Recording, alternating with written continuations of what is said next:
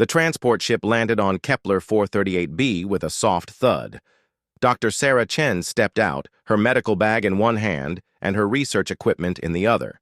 She had traveled 3 months to reach this distant mining colony, excited to study the Veltar people and their unique biology. But something was wrong.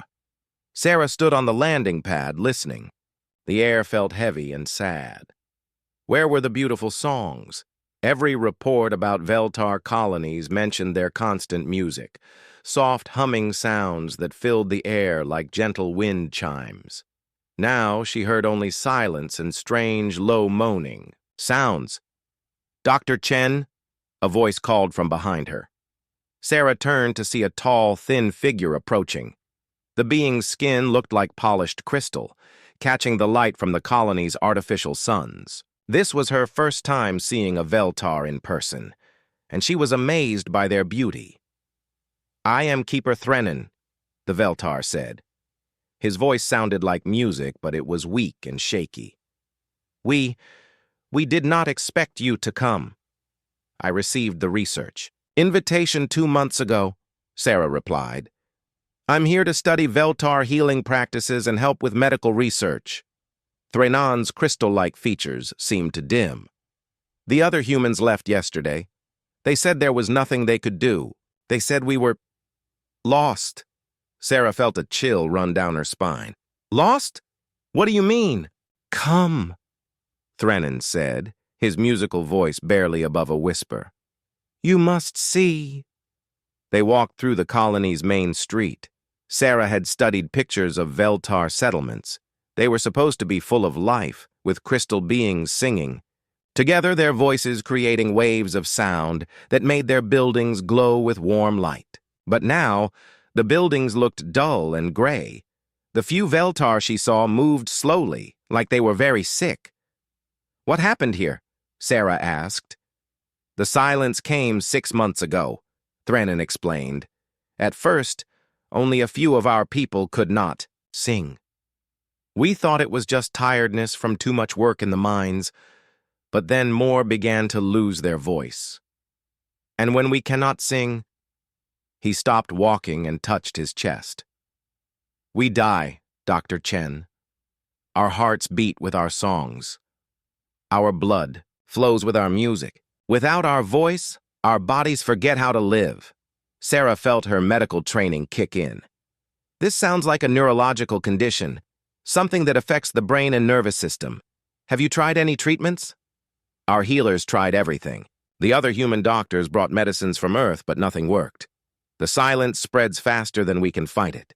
They reached a large building that Sarah recognized from her research as a Veltar healing center. But instead of the bright musical place she expected, it was dark and quiet.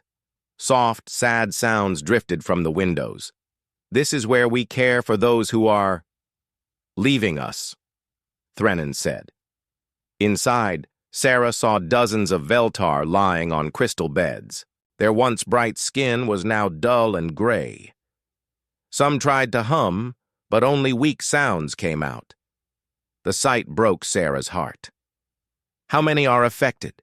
she asked. "Half our colony," Threnin replied. "Maybe more. And the children?" His voice became even softer. "The children need their mother's songs to grow properly. Without lullabies, they become sick too." Sarah walked between the beds, her medical mind working. She had seen similar symptoms in human patients with certain brain diseases. The nervous system controlled everything: heartbeat, breathing, muscle movement. If something was damaging, the part of the Veltar brain that controlled their singing, it could affect their entire body. "Dr. Chen?" A weak voice called from a nearby bed. Sarah turned to see a female Veltar lying there. Even sick, she was beautiful, with silver-colored crystal skin that still held traces of light. Next to her bed, 3 small Veltar children sat quietly. Their usual bright colors were fading. "I am Lyrelay," the female said. "These are my children, Zara, Kaylin, and little Nori." The children looked up at Sarah with large, sad eyes. They should have been glowing with health and singing. Sweet songs. Instead, they seemed tired and scared. Lyra used to have the most beautiful voice in our colony, Threnon whispered to Sarah. Her lullabies could heal minor injuries and calm the wildest storms. Now, Lyra tried to sing for her children. Her voice cracked and failed after just a few notes. The children moved closer to her, making small, worried sounds. The song is dying inside me, Lyra said to Sarah. Soon, I will not be able to sing at all. And when that happens, you won't die on my watch, Sarah said firmly, surprising herself with how strong her voice sounded. I'm a doctor. I've dealt with neurological conditions before. This might be different from human diseases, but the basic principles could be the same. Threnon looked at her with something like hope in his crystal eyes. But the other human doctors said, I'm not the other doctors, Sarah interrupted. I specialize in treating the nervous system, and I've worked with many different species. Every problem has a solution. We just have to find it. Sarah spent the next few hours examining patients and asking questions. She learned that the silence always started the same way. First, a Veltar would have trouble hitting the highest notes in their songs. Then the lower notes would fail. Finally, they would lose their voice completely. But what worried Sarah most was what Threnon told her as the day ended. Dr. Chen, he said, leading her to a large crystal structure in the center of the colony. This is our harmony core. It controls our air, our water, our power, everything that keeps us alive. The crystal was huge, reaching up toward the sky like a tower. But instead of glowing brightly, it flickered weakly. Our technology works through harmonic resonance, Threnon explained. The harmony core responds to our collective singing. As more of our people lose their voices, the core grows weaker. When it fails completely, Sarah understood. The entire colony will die. Yes, we estimate we have perhaps 2 weeks before total system failure. Sarah looked around at the dying colony, at the sick Veltar, at Lyra's frightened children. 2 weeks to solve a medical mystery that had stumped other doctors. 2 weeks to save not just individual lives, but an entire community. Most people would call it impossible. But Sarah had become a doctor because she believed in fighting impossible odds. She thought about her medical training, about human determination, about refusing to give up when lives were at stake. Then we better get started, she said. That night, as Sarah set up her equipment and began reviewing her notes, she could hear Lyra in the healing center, trying desperately to sing a lullaby to her children. The song kept breaking, stopping, failing. But the mother kept trying. Sarah made a promise to herself. She would find a way to save them. She had to. Sarah spent her first 3 days on Kepler 438b studying everything about Veltar biology. What she discovered amazed her. The Veltar were not just musical beings. They were living instruments. Their crystal-like skin could vibrate at different frequencies. Their hearts beat in perfect rhythm with their songs.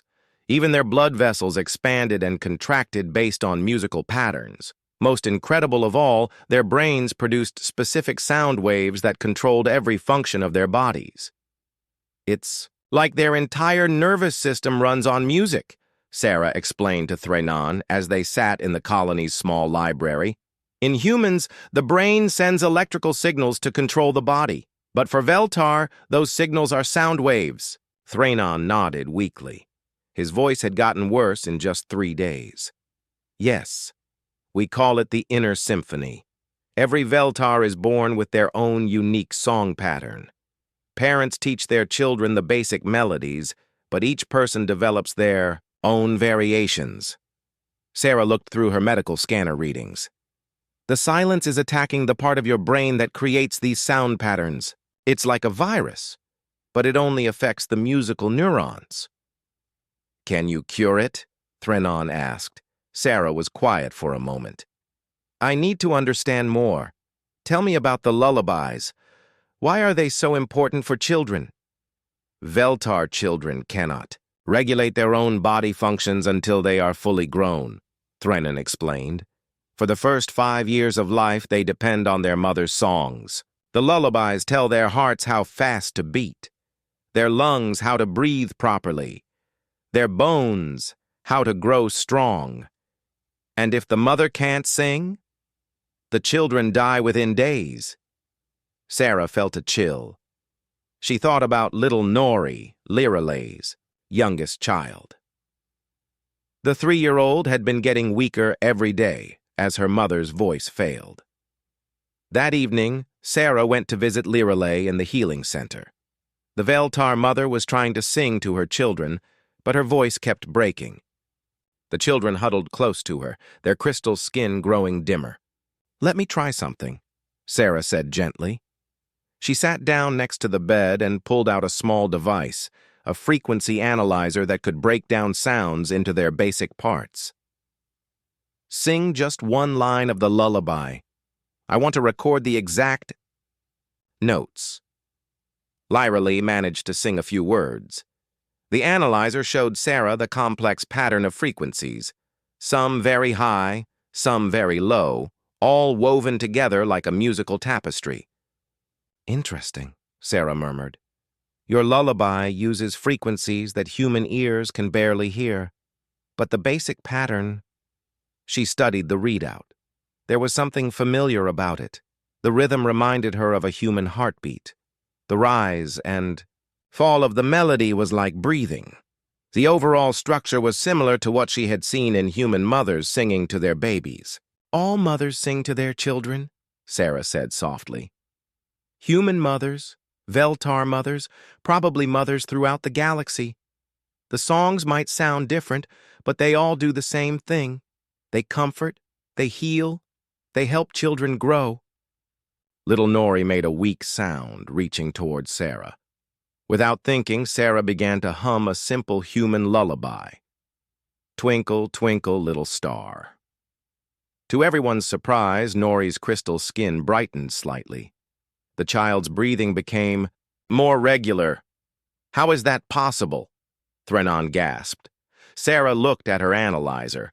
Her human voice was hitting some of the same frequency ranges as Lullaby's Veltar lullaby. Not perfectly, but close enough to provide some comfort. Human vocal. "Chords are more flexible than Veltar ones," Sarah realized. "You can produce pure, perfect notes, but we can bend and change our voices more easily. Maybe..." An idea began forming in her mind. A crazy, impossible idea. Over the next 2 days, Sarah worked frantically. She analyzed dozens of Veltar songs, breaking them down into their component frequencies. She discovered that while human voices couldn't produce the exact same sounds, they could come surprisingly close. More importantly, she found that human voices could fill in the gaps when Veltar voices failed. "I need to test something," she told Lullaby on the 6th day. "Will you trust me?" Lullaby nodded weakly. Her condition had worsened. She could barely whisper now. Sarah positioned herself next to the bed and pulled out her notes. She had spent hours practicing, trying to learn the basic structure of Veltar lullabies. Her pronunciation was terrible and her timing was off, but she had mapped out the essential frequencies. "Try to sing with me," Sarah said. "When your voice fails, I'll continue." Lullaby began the evening lullaby, her voice soft and beautiful, despite her illness. Sarah listened carefully, then joined in with her human voice. The sounds were different, rougher, less pure, but they complemented each other. When Lullaby's voice cracked and failed, Sarah kept singing. She couldn't hit the highest notes, but she could approximate the melody. She couldn't produce the crystal-clear tones, but she could maintain the rhythm that the children needed. The effect was immediate. All 3 children relaxed. Their skin brightened. Little Nori actually smiled and reached toward Sarah's voice. "By the Eternal Symphony," Threnon whispered, "it's working." But the most amazing thing happened when Lullaby tried to join in again. With Sarah's voice supporting her, providing a harmonic foundation, Lullaby found she could sing notes she had lost days ago. The combination of human and Veltar voices created something new, not as pure as traditional Veltar song, but more adaptable, more resilient. How? Lyralay asked, tears of joy streaming down her crystal face. Sarah was studying her frequency analyzer, hardly believing what she saw. Your voices are trained for perfection, but that makes them fragile. When the silence damages your ability to hit exact notes, everything falls apart. But human voices are messy, imperfect. We can work around damage, adapt to problems. She looked up at Lyralay with growing excitement. What if that's the answer? What if we don't try to cure the silence but work around it? Humans and Veltar, singing together, using our vocal flexibility to support your precision. Word spread quickly through the colony. Other Veltar came to listen as Sarah and Lyralay continued their experiments.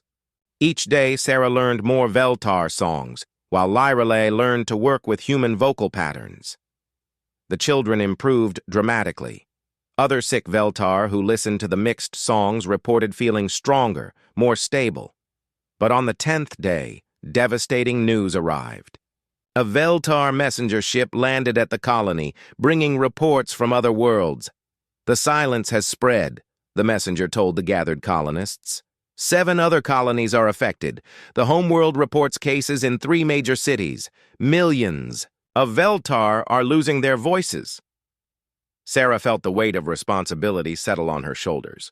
Her discovery wasn't just about saving one small mining colony. If human-Veltar vocal cooperation could really combat the silence, it might be the key to saving an entire species. We need more humans, she said to Threnon. Singers, doctors, anyone willing to learn, and we need to get to the other affected colonies quickly. Threnon's voice was stronger now, supported by the vocal techniques Sarah had taught him. Our fastest ship can reach the homeworld in 2 weeks. But Dr. Chen, there are billions of Veltar there. How could a few human voices possibly help them? All?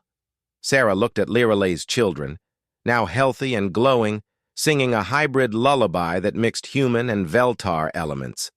She thought about the power of adaptation, of species working together, of refusing to accept impossible odds. We'll find a way, she said. We always do. 2 days before they were supposed to leave for the Veltar homeworld, disaster struck the colony. Sarah woke up to the sound of panicked voices outside her quarters. She rushed out to find Threnon and several other Veltar running toward the healing center. What's happening? Sarah called. Lyralay, Threnon said, his voice filled with fear. The silence has reached her core frequencies. She's dying. Sarah's heart sank. Over the past week, Lyralay had been getting stronger with their combined singing method. Her children were healthy and happy. Sarah had thought they were winning the fight against the disease. Inside the healing center, Sarah found Lyralay surrounded by her 3 children. The Veltar mother's crystal skin was almost completely gray now, with only faint flickers of light remaining. Her breathing was shallow and irregular. Dr. Chen, Lyralay whispered, her voice barely audible. I can feel it. The music inside. Me is stopping. Zara, the eldest child at 7 years old, was trying to be brave, but tears rolled down her crystal face. 5-year-old Kellen held his mother's hand tightly. Little Nori, only 3, didn't understand what was happening but could sense the fear around her. We need to try the vocal support technique, Sarah said quickly, setting up her equipment. If I sing with you... No, Lyralay interrupted softly. It's too late for that. The damage has spread too far. But there is one last thing I must do. She struggled to sit up, her children gathering closer around her.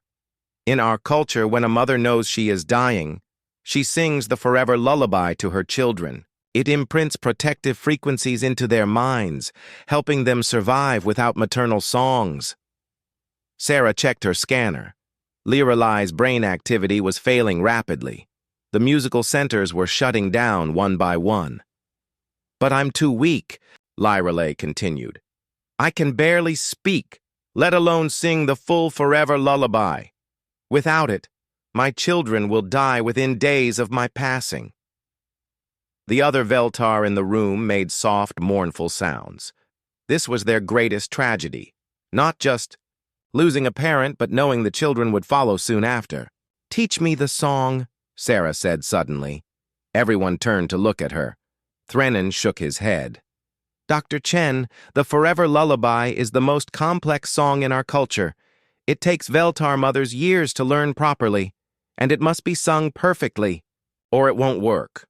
"Then we don't have years," Sarah replied firmly. "We have right now."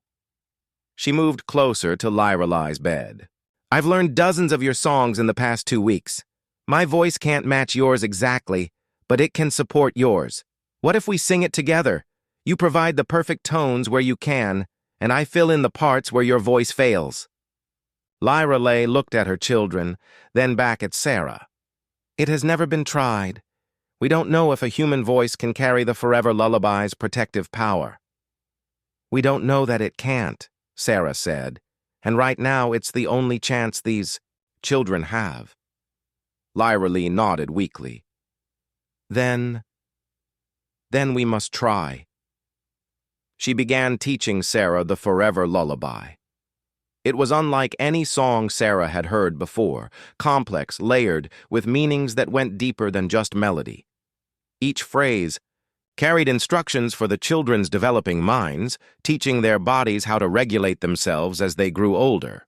"The first section tells the heart how to beat steady and strong," Lyrelay explained, her voice fading. "The second teaches the lungs proper breathing patterns. The third—" She went through each part of the song, with Sarah recording everything, on her analyzer and practicing the human approximations. Time was running out. Lyrelay's voice was getting weaker with every minute. I think I'm ready," Sarah said after an hour of intense practice. Lyrelay gathered her 3 children around her one last time. Zara, Kaylin, and little Nori pressed close to their mother, their crystal skin dim with sadness. "My beloved children," Lyrelay whispered, "listen carefully to this song. Let it live in your hearts forever." She began the Forever Lullaby, her voice soft but filled with all the love a mother could give. The melody was hauntingly beautiful, each note perfectly placed.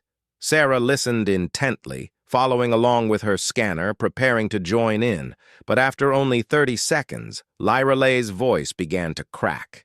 The disease was stealing her ability to sing even this most important song. Sarah didn't hesitate. She placed her hands gently on Lyrelay's crystal chest and added her human voice to the lullaby. Her pronunciation wasn't perfect, her timing was slightly off, but she captured the essential spirit of the song. Something miraculous happened. The vibrations from Sarah's voice, transmitted through Lyrelay's crystal body, seemed to strengthen the Veltar mother's own vocal cords. Lyrelay's voice became clearer, more stable. Together they sang the Forever Lullaby.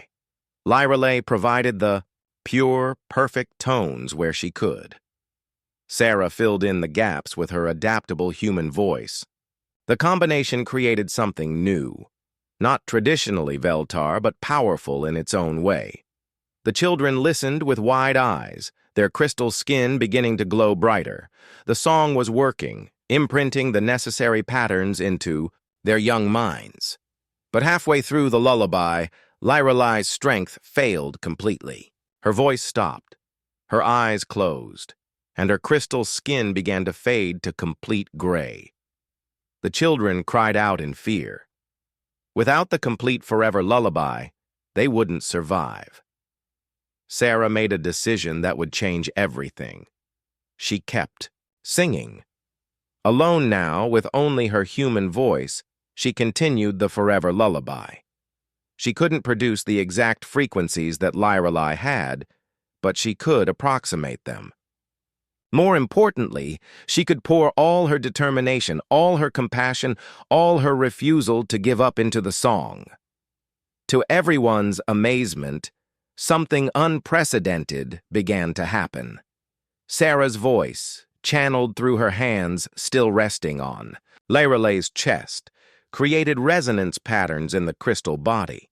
The Veltar's skin began to glow again, not with life, but with harmonic energy. Lyralay's eyes opened. She was still dying, but the crystal resonance had temporarily restored her ability to speak. "Impossible," she whispered, wonder in her voice. "Your human voice. It's creating new harmonic pathways. I can feel my song returning." With Sarah continuing to provide the foundation, Lyralay found the strength to complete the forever lullaby.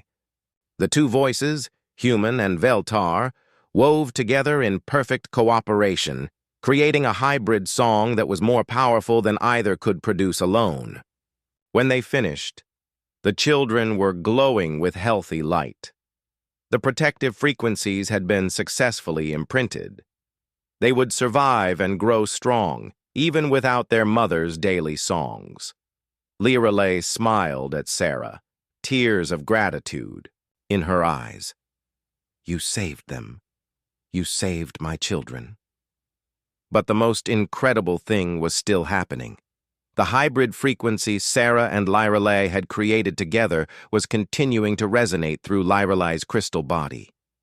Her vital signs, which had been failing moments before, began to stabilize. "The neurological damage," Sarah said, staring at her scanner in disbelief. "It's reversing. The hybrid frequencies are repairing the pathways that the silence destroyed." Lyralay sat up slowly, her skin beginning to show faint colors again. "I can feel it. My inner symphony. It's not the same as before, but it's there. Quieter, different, but there." Sarah realized they had discovered something revolutionary.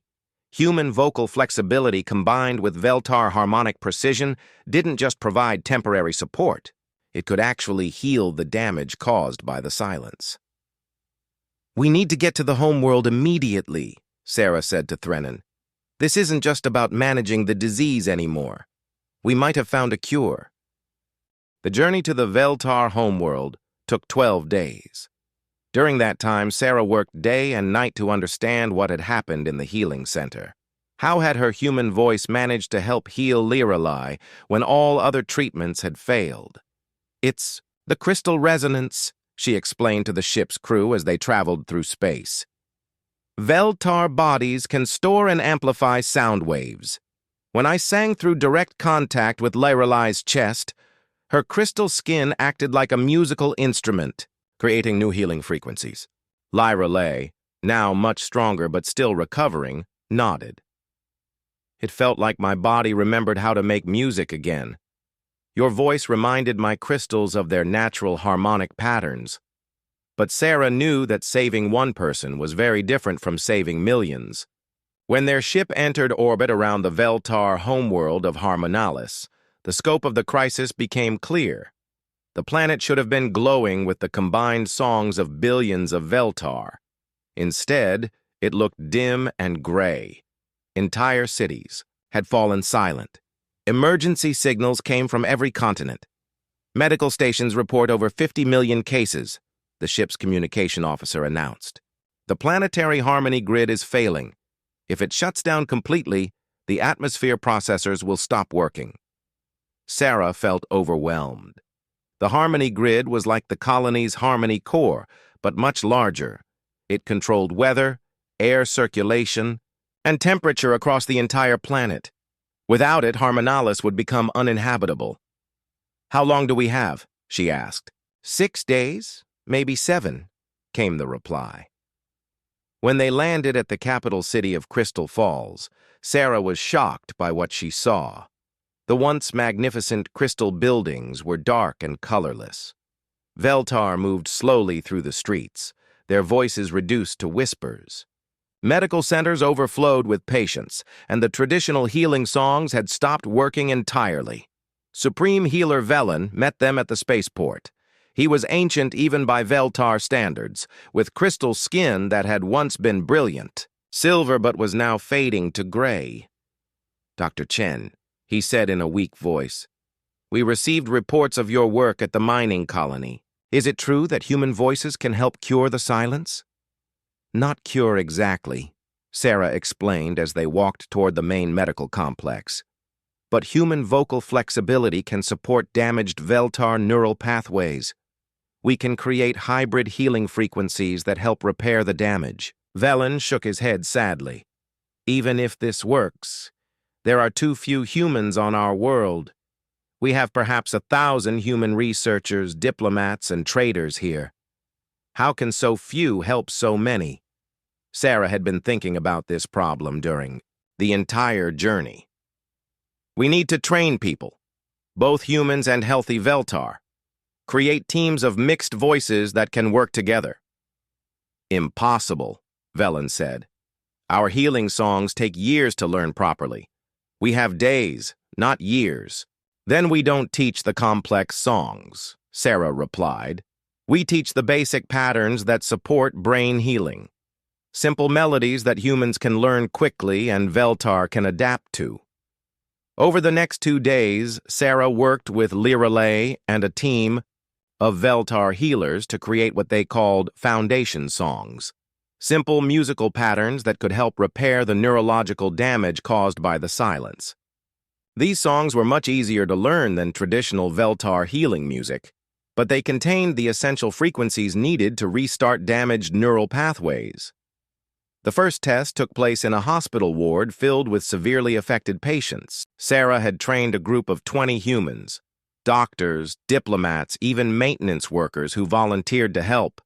Each human was paired with a Veltar healer who still had some vocal ability. "Remember," Sarah told the mixed teams, "you're not trying to sing perfectly.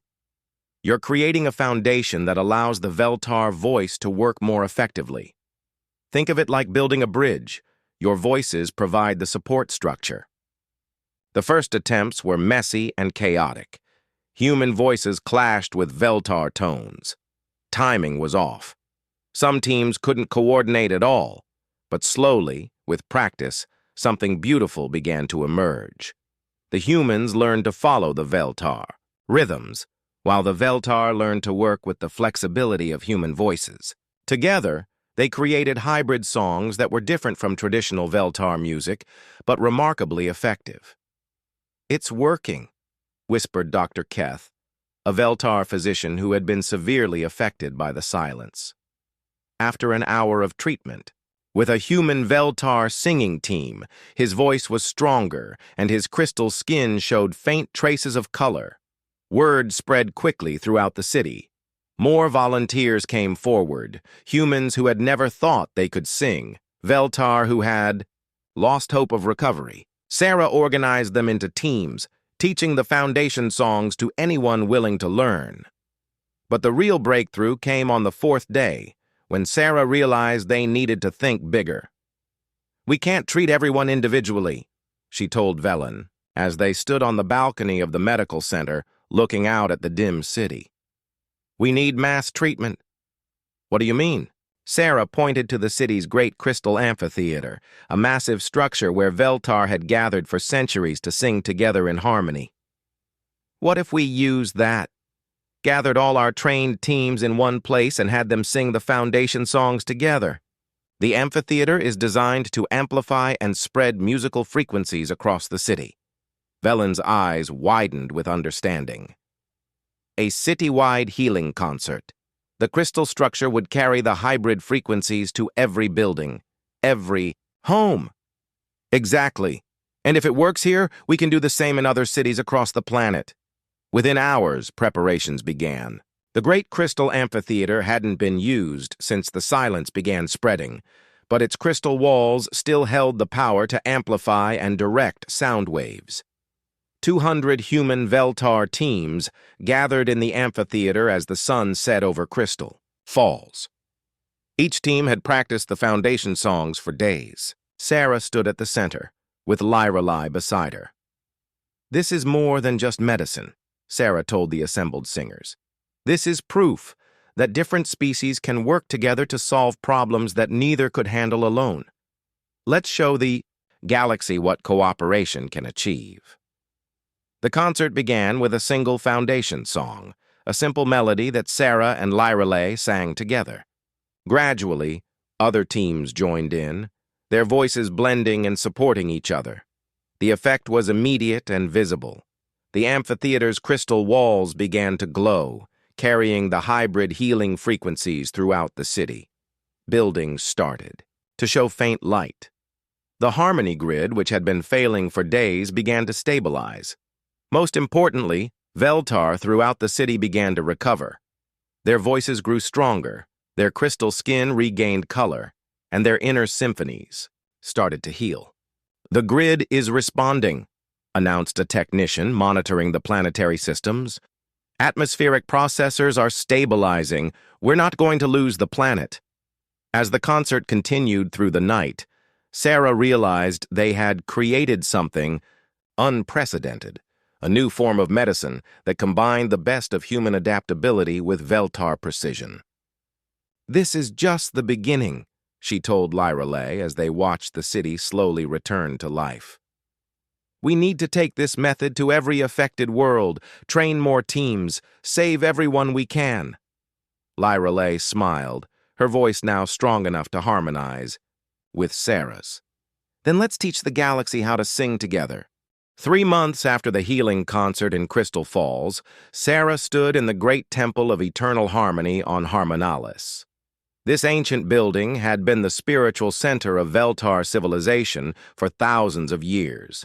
Its crystal walls had once carried the most sacred songs across the entire planet, but for the past year, it had been silent. Today, that would change. Dr. Chen, Supreme Healer Velen, approached her, his crystal skin now bright silver again. "The final reports have arrived. All 7 affected worlds are ready. 2 million human volunteers have learned the foundation songs. 5 million Veltar have recovered enough to participate." Sarah felt the weight of the moment. What they were about to attempt had never been tried before. A planet-wide healing symphony that would reach every remaining victim of the silence simultaneously. "Are you sure the Harmony Network can handle this much activity?" Sarah asked, looking up at the temple's towering crystal spires that connected to similar structures across the planet. "The engineers believe so," Velen replied. "The network was designed to carry the songs of our entire population. Today, we will test its true capacity." Lyra joined them, her 3 children walking beside her. Zara, Kaylin, and little Nori had grown stronger and healthier over the past months. They had become symbols of hope for the entire Veltar species, proof that the hybrid healing method really worked. "The children want to participate in the Great Symphony," Lyra told Sarah. "They've been practicing the foundation songs with the other young ones." Sarah smiled. Over the past months, Veltar children had proven to be especially good at learning the hybrid singing techniques. Their young minds adapted easily to the combination of human and Veltar musical styles. "Everyone should participate," Sarah said. "This isn't just about healing the sick. It's about showing the galaxy that different species can create something beautiful together." Around the temple, thousands of mixed singing teams were gathering. Humans and Veltar sat together in carefully arranged groups, their voices already blending in quiet warm-up exercises. Each team had trained for weeks to perfect their part of the massive symphony. But the real miracle was happening in space, above Harmonalis. Ships from dozens of worlds had arrived to witness the Great Symphony. Many carried human volunteers who had traveled across the galaxy to help. Others brought representatives from species who wanted to learn about this new form of interspecies cooperation. Dr. Chen, a communication officer, approached. "We're receiving signals from all connected worlds. The other healing temples are ready to begin." Sarah nodded and walked to the center of the temple. A massive crystal formation rose from the floor, the master resonator that would coordinate with similar structures on 7 other worlds. Through this network, The healing symphony would reach every Veltar in the galaxy simultaneously.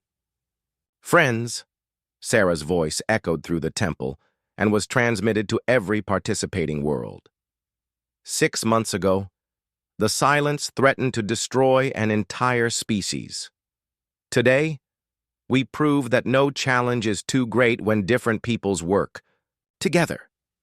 She looked around at the thousands of faces, human and Veltar, young and old, all united in a common purpose. The song we sing today is not purely Veltar, and it is not purely human.